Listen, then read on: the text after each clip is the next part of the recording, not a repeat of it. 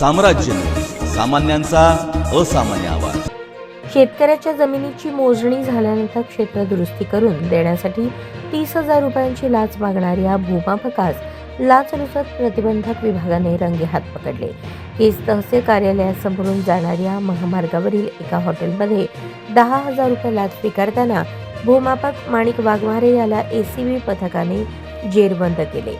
या प्रकरणाची माहिती अशी, केस तालुक्यातील बोरगाव येथील एका शेतकऱ्याने 18 डिसेंबर रोजी भूमी अभिलेख कार्यालयामार्फत अधिकृतपणे आपल्या जमिनीची मोजणी करून घेतली होती। मात्र जमिनीच्या जुन्या निजामकालीन अभिलेखांमध्ये क्षेत्र कमी असल्याने कारण सांगत भूमापक माणिक वाघमारे याने दुरुस्ती करून देण्यासाठी सुरुवातीला 50,000 रुपयांच्या लाचेची मागणी केली। नंतर दोघांमध्ये तडजोड होऊन 30,000 रुपयांवर व्यवहार ठरला। यातील 5,000 रुपये तक्रारदार शेतकऱ्याने त्याच दिवशी दिले, तर उर्वरित रक्कम नंतर देण्याचे ठरले। मात्र उर्वरित पैसे देण्याची इच्छा नसल्याने शेतकऱ्याने जालना येथील लाचलुचपत प्रतिबंधक विभागाशी संपर्क साधून तक्रार केली।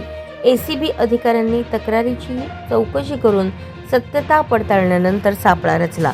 तक्रारदाराने देण्यासाठी अँथ्रासिन पावडर लावलेल्या नोटा देण्यात आल्या होत्या, तसेच व्हॉइस रेकॉर्डर लावून सापळ्याची संपूर्ण माहिती देण्यात आली।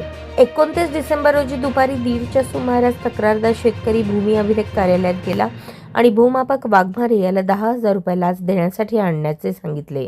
त्यानंतर दोघे तहसील कार्यालयासमोरील केज माजलगाव रोडच्या पोलीस स्टेशन शेजारी असलेल्या चहाच्या टपरीवर चहा पिण्यासाठी गेले। तिथे वाघमारे याने तक्रारदाराकडून 10,000 रुपये स्वीकारताच दबा धरून बसलेल्या एसीबी पथकाने तात्काळ कारवाई करत त्याला रंगेहात पकडले।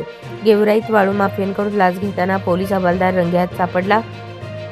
ही कारवाई जालना विभागाचे लाचलुचपत प्रतिबंधक विभागाचे पोलीस अधीक्षक बाळासाहेब जाधव यांच्या मार्गदर्शनाखाली पोलीस निरीक्षक शरदचंद्र रोडगे आणि त्यांच्या सहकाऱ्यांनी यशस्वीपणे पार पाडली।